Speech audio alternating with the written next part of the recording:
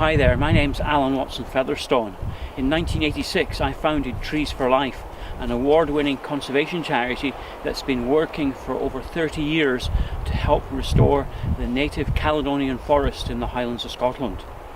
By the late 20th century, that forest had been reduced to a few scattered remnants of old trees, dying of old age and not being replaced because of overgrazing by deer. Since then, we've put up fences to keep the deer out, we've planted 1.5 million trees, and a whole new generation of life has been restored as the forest recovers. It's become a shining example of ecological restoration. I give presentations all over the world about this, and my TEDx talk about it has been viewed over 100,000 times now. I'd love to come and speak about this at the Global Earth Repair Conference in Port Townsend in May, and I'm hoping that will be possible.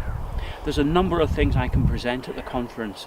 I can show the results of our practical work with dramatic before and after photographs. I can describe the 13 principles that guide our work of ecological restoration and the 4 main elements of rewilding. The work of Trees for Life has inspired other restoration projects both throughout the UK and in other parts of the world. And the main way it's done that is through the engagement of volunteers. Almost all the work that's been done here in Scotland on our project has been carried out by volunteers on week-long conservation weeks, and their participation has life-changing effects on many people. It reconnects people with nature and with hope, and that's an important element I feature in the presentations, the importance of reconnecting people with their local environment, developing a relationship and being able to care for it and help it recover. From that perspective, I can also talk about a much bigger vision, because the forest in Scotland is only going to survive in the long term if there are major changes to humanity and our culture and our way of living in the world. My big vision is for a century of restoring the earth. It's going to take at least 100 years for us to help all the damaged ecosystems on the planet to recover. And that act of restoring the earth, I believe, needs to become the first shared task of all humanity, that unites all peoples, all nations, all cultures, and gives us a positive goal, a hopeful goal for the rest of this century, to bring our planet back to a state of ecological health and balance again. I founded Trees for Life when I was a member of the Findhorn community here in the northeast of Scotland. It's an intentional spiritual community that began with people tuning in to individual plants and receiving messages from them, from the consciousness and intelligence within nature.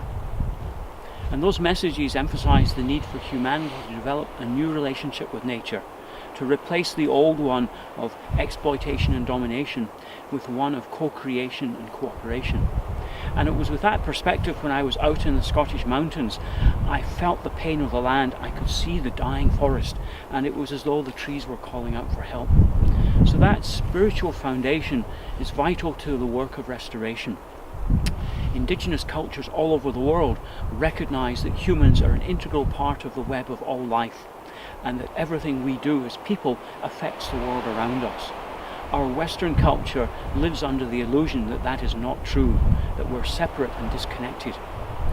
So restoration helps to reconnect people with that sense of interconnectedness, interdependence of all life. And that leads us then to a direction of becoming truly indigenous to planet Earth. We are actually all indigenous to the planet, we all belong here, but we don't act that way. So we need to take the best of indigenous knowledge and their values and apply them in a modern context. And restoration of degraded ecosystems is one of the key ways to do that. I would love to have an opportunity to present all this material at the conference in Port Townsend in May, and I hope I'll be able to join you there. So please support the fundraising efforts that will enable the organisers to pay my travel costs to get from Scotland to Washington State. Thank you very much.